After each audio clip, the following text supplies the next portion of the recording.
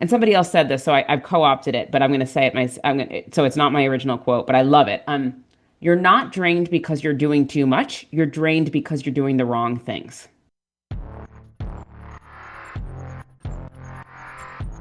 Welcome to Play It by Your Rules, the podcast for those tired of living by somebody else's script and ready to live and lead on their terms. I'm your host, Maggie Rombach, coach, speaker, and strategist. I'm here to spark a little rebel energy and leave you with a sense of possibility. Each episode, I'll talk to leaders, adventurers, experts, and changemakers who found their way. Some loud and bold, others quiet and intentional. You'll walk away with fresh insights, inspiration, and practical tools to chart your next chapter. If you're craving more freedom, flow, and fun, you're in the right place. Let's dive in. Hello and welcome to another episode of Play It by Your Rules, my call for mindful rebellion, rebellion against the old script. So this is really a call to find your voice, claim your boundaries, design the career and life you want. And today we have another amazing guest. So as always, without further ado, I pass you straight the word, Rachel, it's Rachel, right? Rachel. Here you go, Rachel, to introduce yourself. What brought you here? What's your story? Yeah, thank you so much for having me. I'm Rachel. I use she, her pronouns. I always like to say that. My name is Rachel Speckman. I um I am a career strategist and I'm a therapist. I came from the startup world and I made a large pivot about 6 years ago after the birth of my first child. And I basically came home from work. It was during the pandemic and said, I am not living the life I meant to career-wise, and I'm not focused on the things that I want to. And I took a long, hard look at myself. I sometimes call that a dark night of the soul and said, what am I going to do with myself that's going to light me up?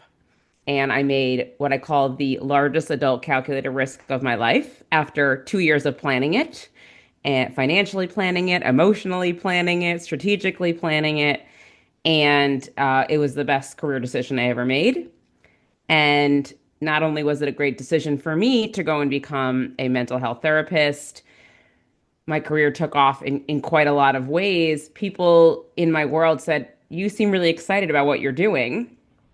I'm not that excited. Can you help me? And my mission is to help people leave soul-sucking careers for soul-aligned work that still makes a great income. Wow, I love that. And I love the pivot because, I see that most people I talk to, whether it's leaders or independents, I feel almost everybody pivots at some point. And some pivots are more extreme than others. But there's something about midlife where people go like, what do I actually want to do with the rest, I don't know, 15, 20 working years of my life? And do I Mhm. want to continue doing what I've done so far? And if not, what I do? So that sounds amazing. Before we get into the soul sucking, I already love that term. It's so visual. Before we get into the soul sucking job and how to get out of it, can you explain a little bit more how you made the pivot? Because you really had to go back to, you mentioned 2 years, you had to retrain. So maybe just in broad stroke, how did you do it? And what was maybe the toughest or also the surprising easy part of it? Oh, no one's asked me the easiest part of it. That's a good one. So I had, as I shared, I had a long, I was doing well in my career, and then I ran into a kind of quote life roadblock, which was a journey to have my children. And while I was on that journey, I kept doing what I was doing at work, presenting, traveling, doing all the things I could do. And at some point, finally, as I said, after my son was born, a year later, I was invited to speak at an international conference. So this is what should feel like a professional dream opportunity. It was. And when I got there, I was bored. I was in the wrong room. And I met someone at that conference, I just met her at a coffee shop. And she was there for an anthropology conference. I was there for an entrepreneurship conference. And I said, tell me about your workshops. Tell me what you're studying. And I remember journaling that night. I think I'm more excited about what this stranger's doing than what I'm doing. And I really credit, and then on the flight home, I was watching Moana, which I sometimes talk about, had just come out, if you've seen Moana. Oh yeah, hang on. Of course, like it's I think it's a different title here. Like the girl in the with the boat. Yes, Oh yeah, they gave it another. Anyway, yes, that's a great film. exactly. So, and I'm a water person, and it had just come out, and I'm watching it for the very first time. I've now watched it hundreds of times, anyway, with my kids. But and I start crying on the flight.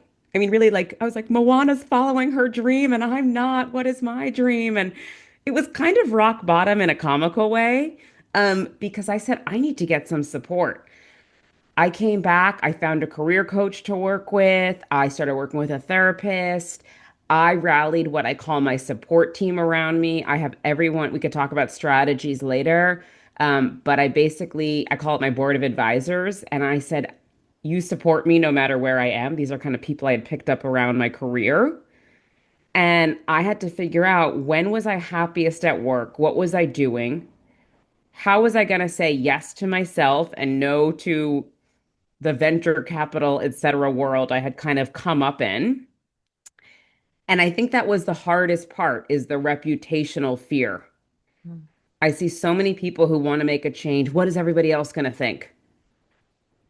And I kind of say, who cares? Like, it's not their life, it's your life. Play by I your mean, rules. exactly. There we go. I mean, let's get your spouse involved if you have one. Let's Mm. get the key people in your life. But the people who are real periphery, they really don't care. And And we think that they do.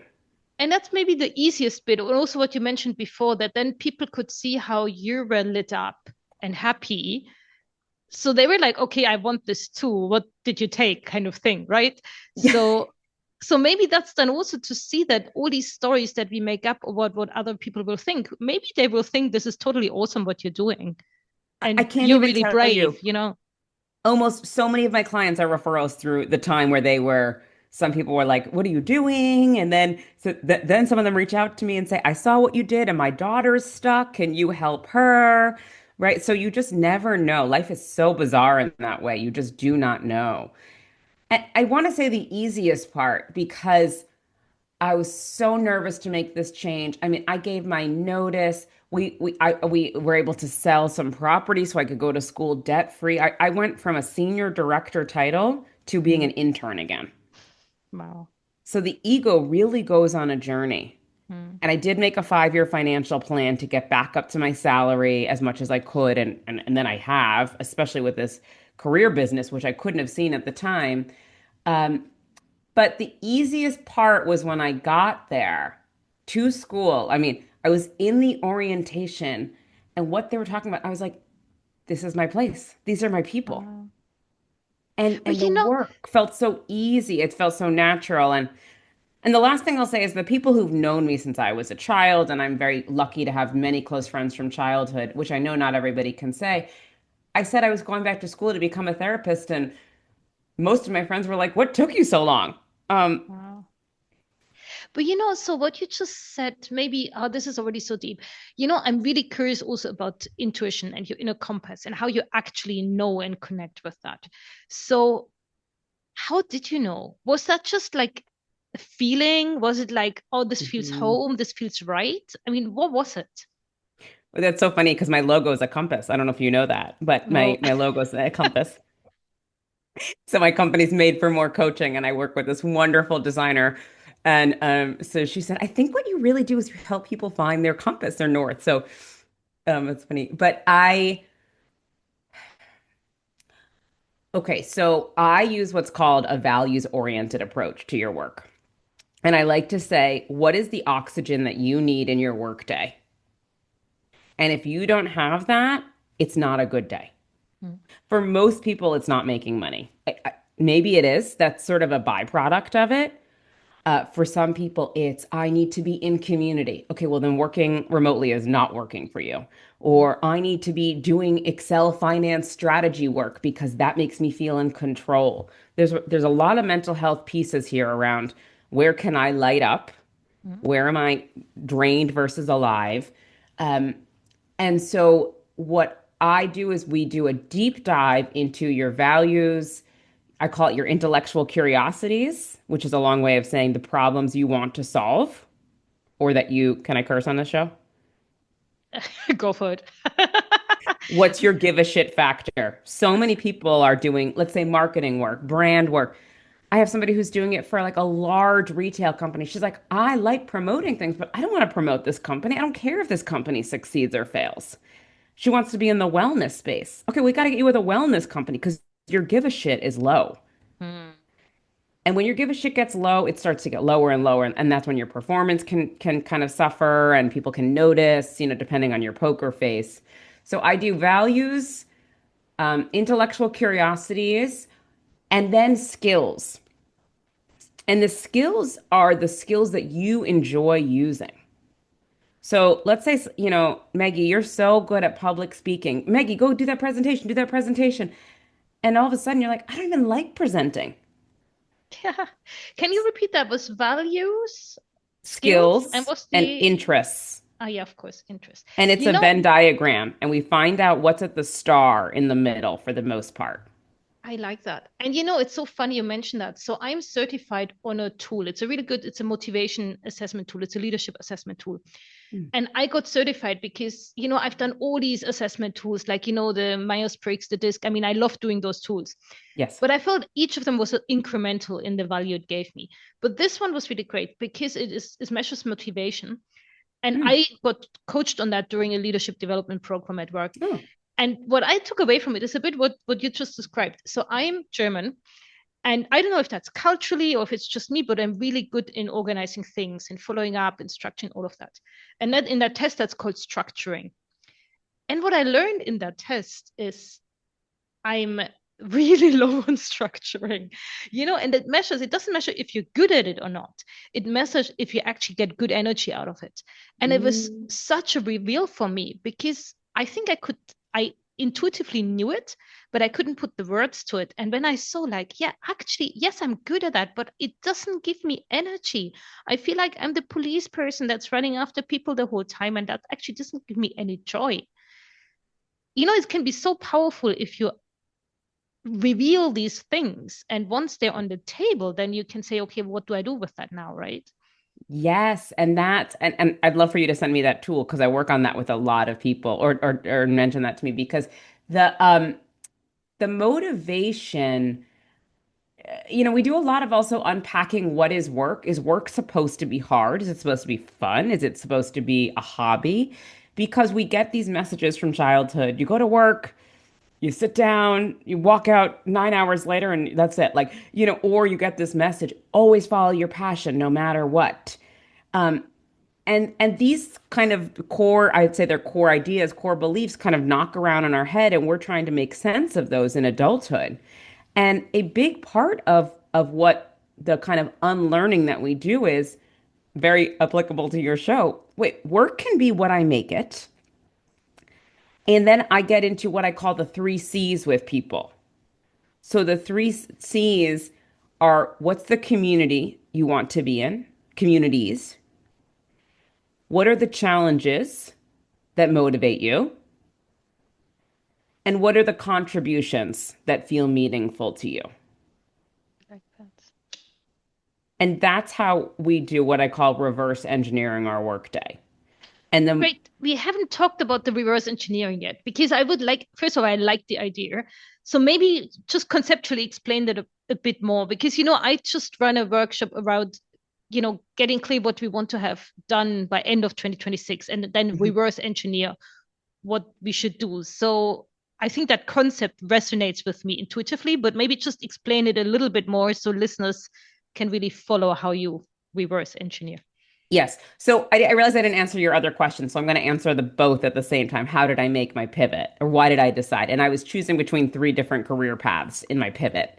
And it took me a long time. So the first thing we do is this very thoughtful structured, to use your word, deep dive into who you are and your motivation factors and those kinds of things.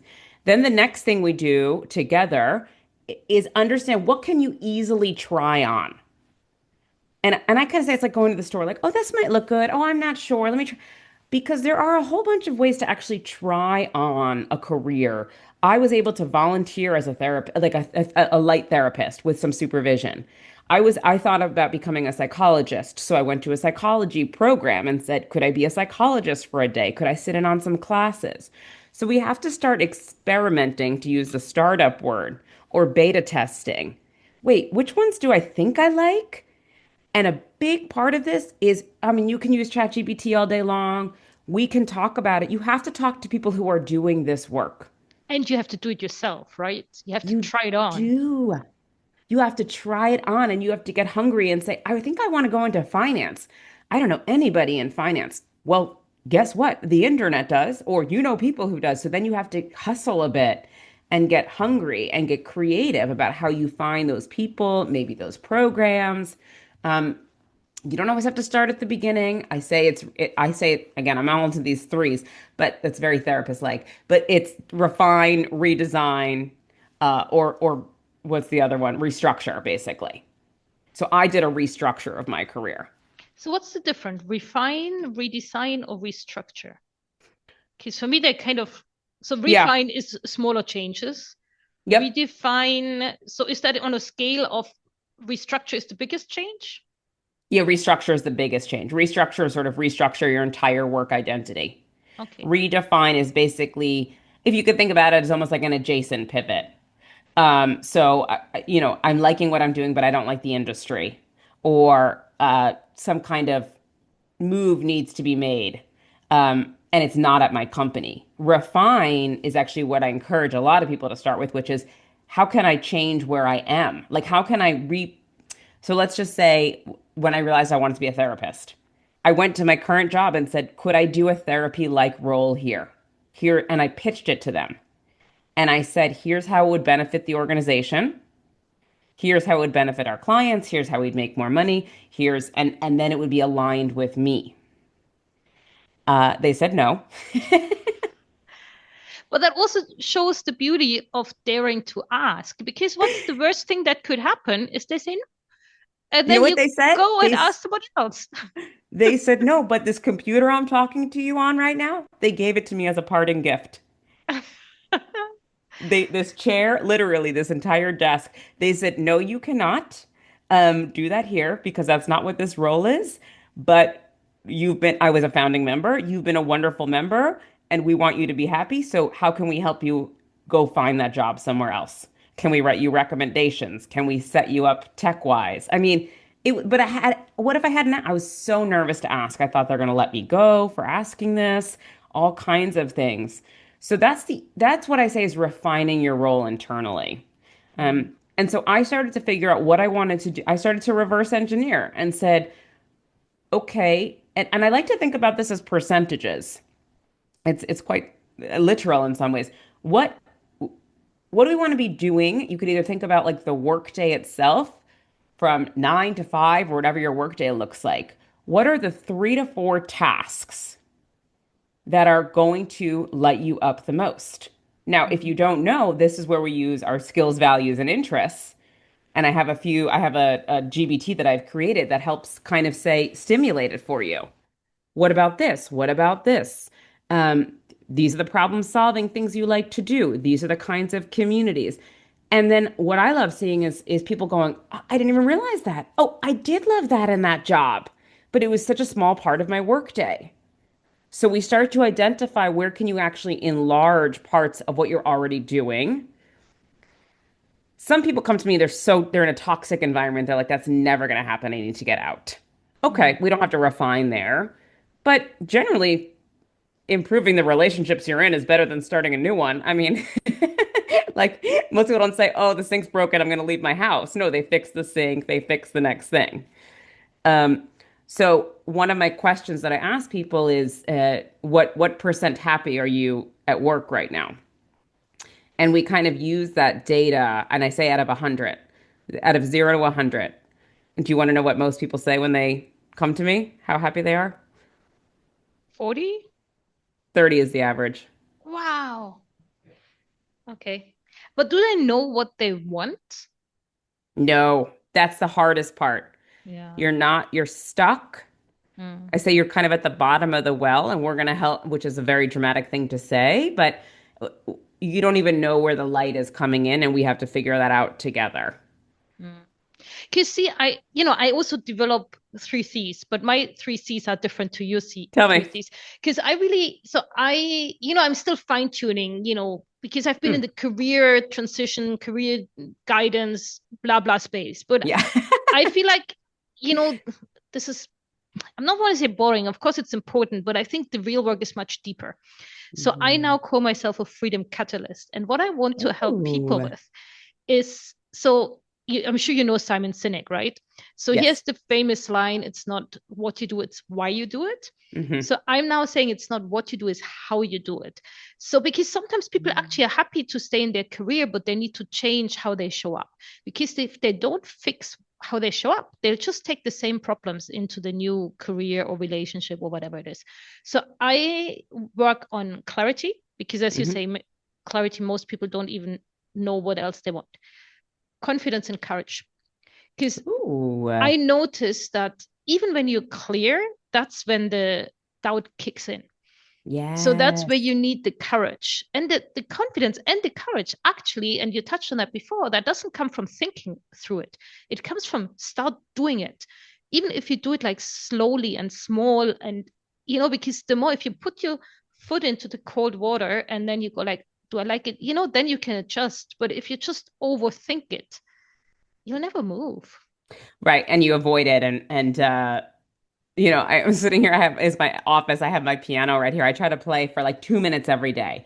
I love that 2 minutes a day kind of rule. It's so much easier to say, I'll do 4 minutes tomorrow. I'll do 6 minutes the next day.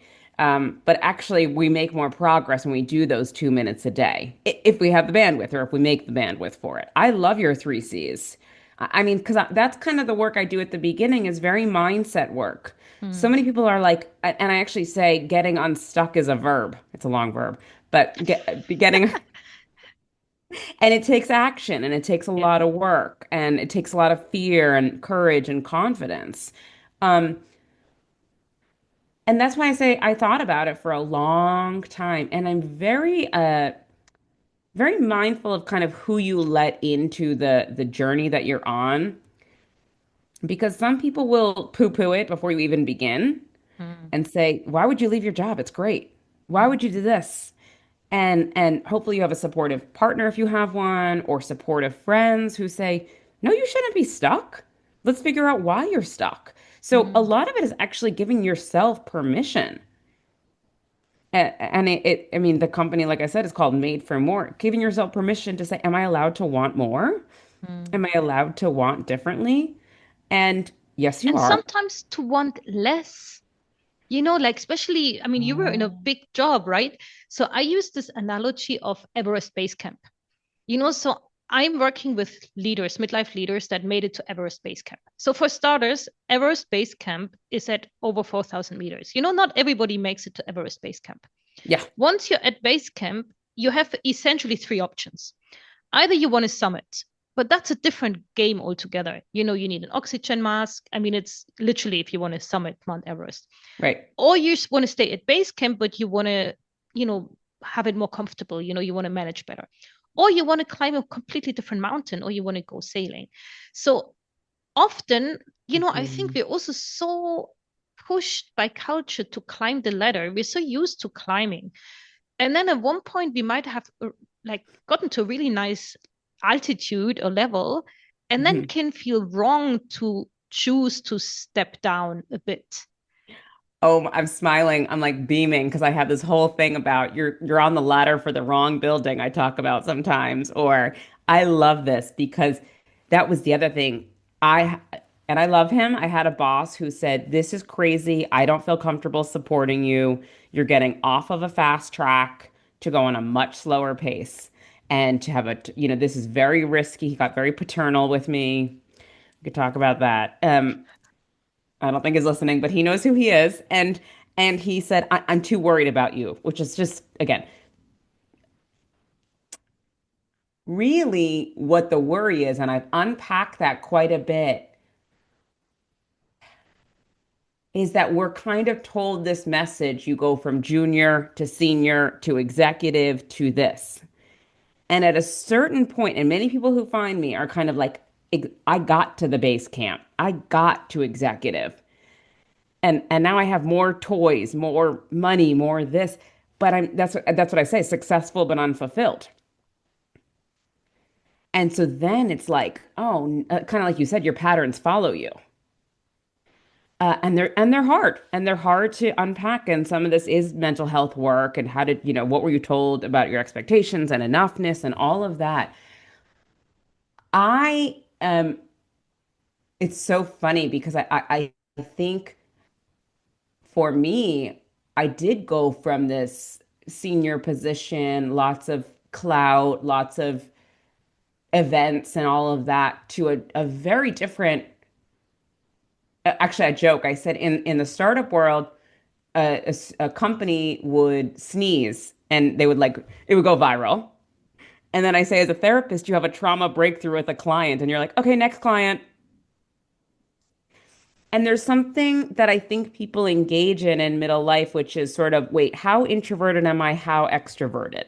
Who am I doing this for? Am I doing this for the flashiness or for how it feels internally? So you can call it becoming conscious, oh, Yeah, kind of getting more. intrinsic or extrinsic motivation, all of that. Yeah. Exactly. Yes. And I think and I've had a lot of people, like I said, from that world. I just reconnected with somebody and we were both joking because now she's actually like a sabbatical coach. She took a long sabbatical and we hadn't seen each other in like 2 years and we got on Zoom and we both were like, wow, we were so deeply drinking that Kool-Aid.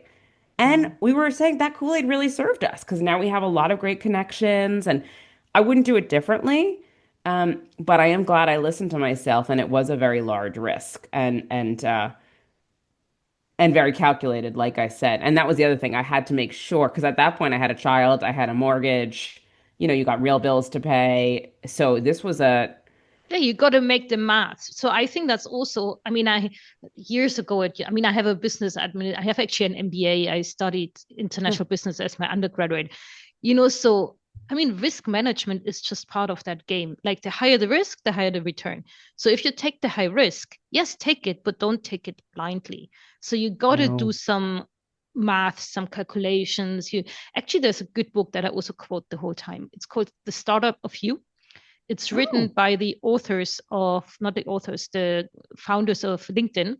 And a lot of it is, common knowledge you've probably read somewhere else. But what I really like, there's a few things I really like about the book. But one, they talk about plan A, plan B, and plan Z.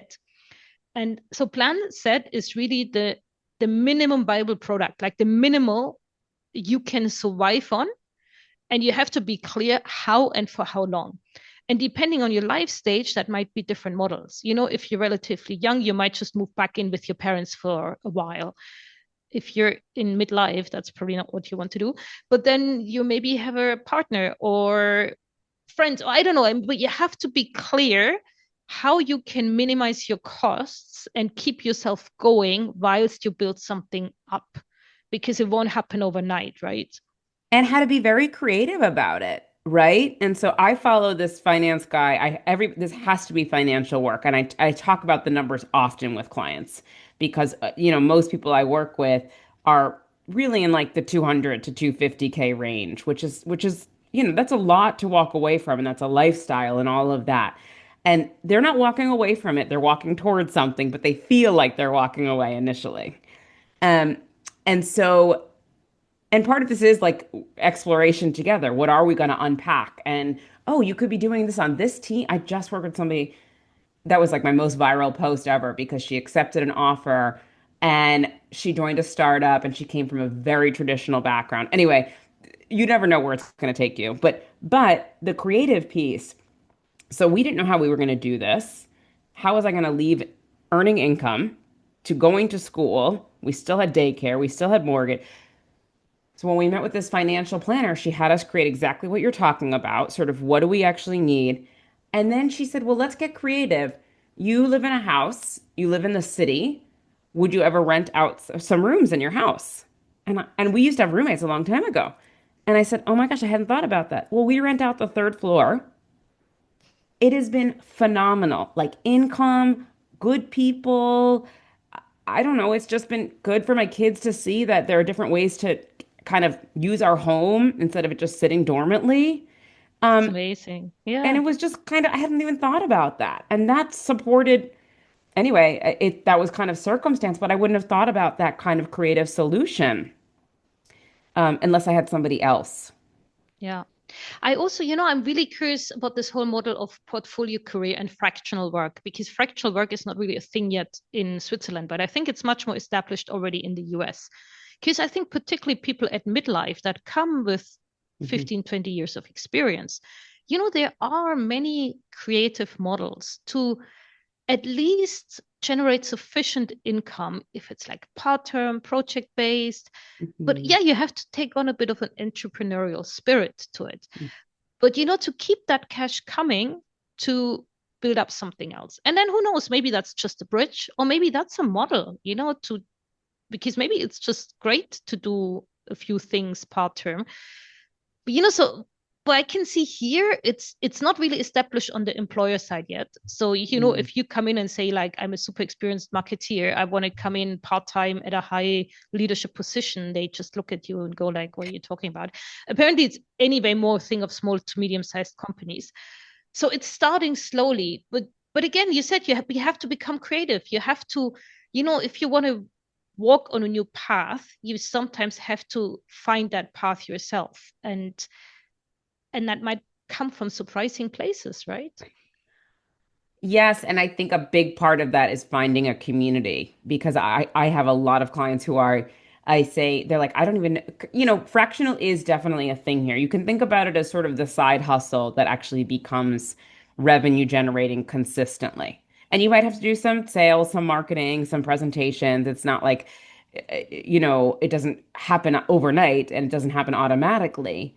But if you even think about myself or someone else, for example, I didn't know I was going to do this career work, but people often, I love writing and I love editing. So people came to me and said, "Can you look at my resume? Can you look at?" And I said, "Sure." And then at a certain point, I realized, oh, I think I need to charge for a little bit of this because I was looking at a lot of people's. Um, I've managed a lot of internship programs and things like that. So then I realized, okay, if I'm going to charge for this, why don't I was actually editing somebody's resume. I said, "Oh, what's your favorite part of what you did at this job?" She said, "Oh, I hated that job. I don't want to write it." And that's kind of when I went, "Oh, wait, why we need to work on your resume story." And that was again, just to kind of get back to this fractional work, it was, "Oh, I'm actually good at this. People come to me for it, and there's a need for it." And when anybody who's listening, if you could start to identify what am I naturally good at that people come to me for that's Mm. helping to solve a problem. Maybe I'm doing it for free right now. It could be so many things. It could be like organizing people's closets. It could be I don't know. I have a client who loves doing musical production. Like, okay, well now he's actually starting to charge a little bit more, or working with different kinds of bands or um you don't actually know where it's going. Yes, you might create a business plan, but it's kind of like I'm putting a seed in the ground here. I'm going to water this. I'm going to see where it grows and with some intentionality. Or it could be quite much more operational, which is I'm going to be a marketing fractional person and I'm going to find 5 companies and each company I'm going to work for 15 hours a week or whatever, 15 hours a contract. And this is my price and I'm going to go find those companies. That's much more directive. Um, And I think there's a super important point you just said, and I just want to repeat it because I think it's so important, is the intentionality. It's all about intention. If you're not clear, that gets back to clarity, right? You first need to be really clear what you want and then put a clear intention. And then either you believe in that's the universe sending it to you, or it's basically just your subconscious. Anyway, it works. I'm actually currently reading a book about how visually manifestation works from a purely medical perspective. And you're much more medically trained as me, so you can correct me or confirm. But essentially, what the guy is saying in that book, that setting an intention is basically telling your subconscious to pay attention. It's like the typical thing, like if you're pregnant, suddenly you see pregnant women everywhere. It's not Yes. they haven't been there beforehand, but it's just your brain didn't filter them. And in the same way, once you set a clear intention, it doesn't magically make things appear, but it helps your brain to filter out the things that are relevant. I don't know. Does that make sense from your more medically trained perspective? 100%. Yes, I am. I do have, I am a medically licensed therapist now, and we call it a licensed independent clinical social worker. It's a mouthful. What I want to say, it's so funny. My desk is facing me, but everyone I work with, I have them come up with. I also have an MBA, and one of my favorite parts of the MBA was actually understanding. We got to work with some clients, and I remember it was like Skype at the time, okay? And it was we were like, what would Skype wear to breakfast? What would Skype this? Like, what is Skype's brand? And this is a huge part I help with people, which is what is your brand? And sometimes I don't like saying that, but what I mean is, what do people know you for? What lights you up in that way? And how do they connect with that? Because we want others to amplify our mission. Mm. And you can't just be job searching for yourself. We need people to amplify. You're looking for that. You're looking for a good Italian restaurant? Let me recommend it to you. That's the power of marketing. So visually, I help everybody come up with their own mission statement. I call it your professional mission, just like a company has a mission statement. And then we talk about how you execute it. Then I have every client print it out, Nice. put it on their desk in large font. They have to show it to me. They have to take a screenshot. Good. So they're But always reminded, right? this is a good reminder. And then I Yeah. start our calls off with saying it out loud so that you practice. People say, "Oh my gosh, I have a professional mission." Yeah. Well, you know what? Guess who also does? Jeff Bezos, all the kinds of people that we know, Elon Musk, blah, blah, blah. They all have professional mission statements. So Mm, why are we not going to create one for ourselves as we carve this new intentionality for our careers? absolutely. And I worked with a coach 2 or 3 years ago, a career coach, and she sent me I mean, Simon Sinek has this book, Start with the Why, but then Yes. he also has a workbook, Find Your Why. Anyway, so I did that work because I mean, it's the same thing. You call it mission statement, you call it your why, you call it your purpose. I mean, Yes. whatever label you give it, it's so important to get to that point that you listeners are clear on it, right? Because Hmm. else you just float. So I'm a bit conscious of time. And there's one thing I really wanted to ask you because, now listeners might be really connecting to what we talked. They might go like, oh, bummer, I'm stuck in a soul sucking career. Hmm. And you already mentioned clarity, but can you speak a bit to listeners everywhere where to get started? Like, what are the few things to really, I don't know, probably even getting aware that you're not happy is probably even the first thing. But then what are a few first things people could do if they feel like they want to move, but they don't know how? Okay, so there are two exercises I generally recommend for people. The first is actually kind of Excel oriented. It doesn't have to be in Excel, but you could handwrite it. It's write down. So you're at the end of your workday right now, right? Oh, it's like 3 o'clock, so Okay, midday. so you would be a good example. If you tell me the 3 to 4 things you did today, just big activities. Should I? Because I'm completely embracing my rebel energy today. You won't believe what I did this morning. I went skiing this morning. I figured out, I knew we have resorts not so far away, Oh my but God. I didn't know that actually the closest, which is 15 to 20 minutes drive from my house, is because I just assumed because it's quite low altitude, I just assumed the slopes will be boring. But actually, it was fresh snow and the zero visibility was really rough, but the snow was amazing. So that was one I big thing I did. I love that. Okay, perfect. I just did a LinkedIn post about cross-country skiing in the middle of my workday. Okay. Amazing. I said your day. Okay, but that's perfect. So that's your day. Then we say, okay, I'm going to call it freedom, outdoor time. I'm going to call it independent time. Yes. What percent of your day was that? Was that 80% of your day? I guess 30%? nah, I guess it's also exception, but that was like 2 hours, so maybe 2.5 hours. So what's that? Maybe a third of my Okay, a working third. day? Of the Okay. working day, not like the Of the full day. Okay, so in your idea, so we're gonna write outdoor nature time. Okay, now nobody was paying you for that, I don't think. But No. still, it doesn't matter because that's your work. But That's soon your people will because now I'll bring it into work. But anyway, yeah, keep going. amazing, amazing. Okay, so um, I love that. And this is where I'm talking about the creativity. If you were stuck, I would say let's backwards plan. Let's look at your last day. What percent of time were you doing that? And what percent lit up were you by that activity? Hmm. And I work with people, I say it needs to be, we're working towards 80% enjoyment. So let's take something a little bit different than nature, just for like the sake of work. Let's say you have Hmm. to blog for I always use like blog. You have to blog or you have to do some writing and you do it 5% of your day. Hmm. But you love that 5%.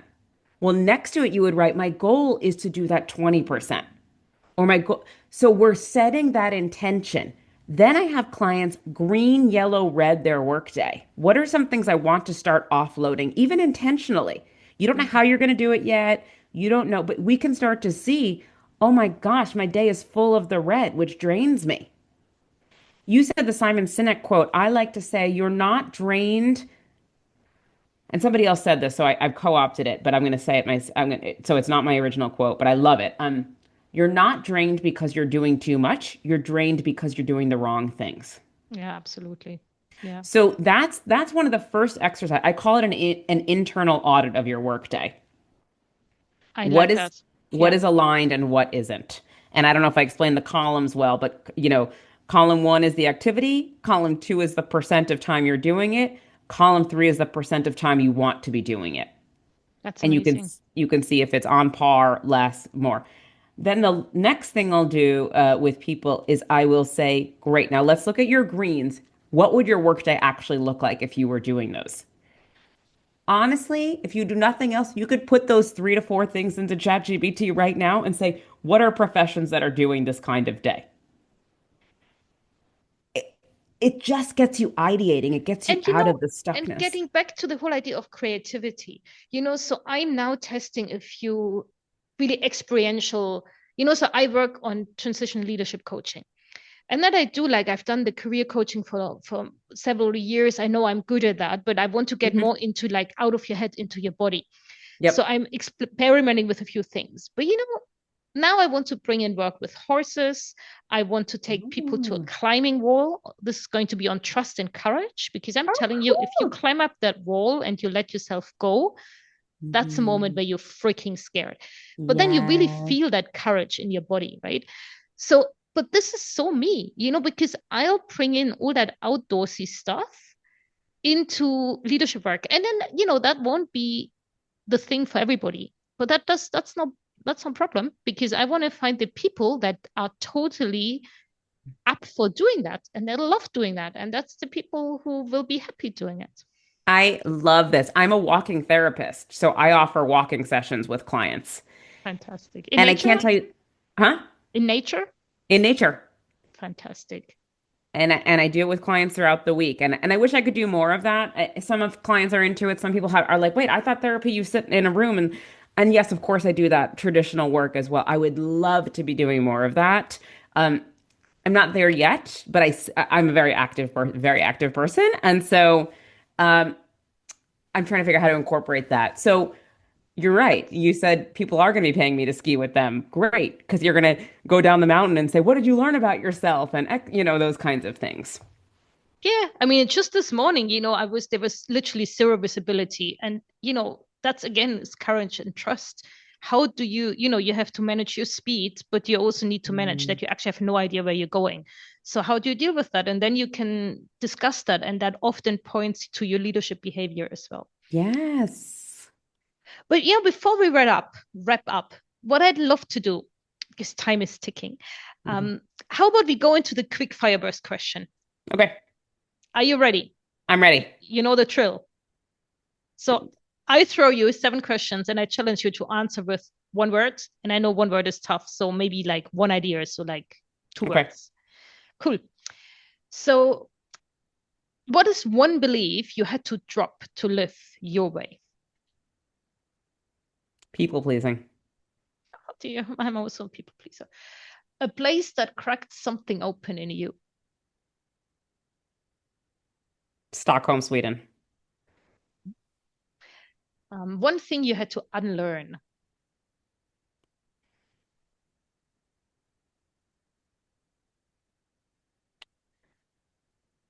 Just one. You can have 2 if you want to. That someone else, the definition of success. Okay. Yeah, that's so important. Your non-negotiables right now. Ooh, I have a whole module on just this. Uh, Flexibility Oh, and nice. autonomy. Mm-hmm. Yeah, that's really linked. The boldest risk that paid off. Yeah, that's to Transitioning careers. pivot. Yeah. One word for your leadership or your life in this chapter. Authentic. Hmm? The ripple you hope your story creates. Ooh, hope. Oh, this is amazing. Oh, I love this part. It's so hard to bottom line it on one word, but it's very rich. Mhm. Rachel, that was so inspiring. As we Thank wrap you. this up, is there one, like, if there are listeners out there go like, I want to get started? You already touched on something, but is there any parting thought that you'd like to leave with listeners to get them into action and get them out of their soul-sucking careers? So you are made for more. That's my company, made for more Coach.com. I I mean, I will say I have a training on my website where I walk through how you actually go about doing this. And whether you work with me or whether you work with you or anybody else, this requires support. It requires that kind of community and courage. And so my call to action is don't feel like you have to do this alone and find the right person or people or team to support you in getting more soul aligned. Amazing. And I so agree. And I think every coach has a coach. I think coaches are completely sold on coaching, but it's just because it sparks, right? I mean, we don't have to Mhm. do this alone, and just having somebody to mirror back, help hold you accountable, reflect with you, it's so powerful and it can be so helpful. Yeah. Wonderful. Thanks so much. It was a real pleasure having you on the show. So yeah, Thank you so much for people, having me. my pleasure. So for people, I'll be including Rachel's website in the show notes. So feel free to check it out. And yeah, I hope that inspired many of you out there. Bye for Let's get less now. let's get less soul stuck out there, okay? Fantastic. Thank Bye. you. That's it for today. If this stirred something in you, don't just sit on it. Do something, anything, today, right now. Take one small intentional step toward more freedom, flow, and fun, and see where the ride takes you. If this hit home, follow the show, share it with a friend, or leave a review. That's how we ripple this energy further. Want to go deeper? Head over to mindset/mastery.ch for coaching, tools, and next steps. Until next time, trust your gut, stay curious, and keep playing by your rules. Bye for now.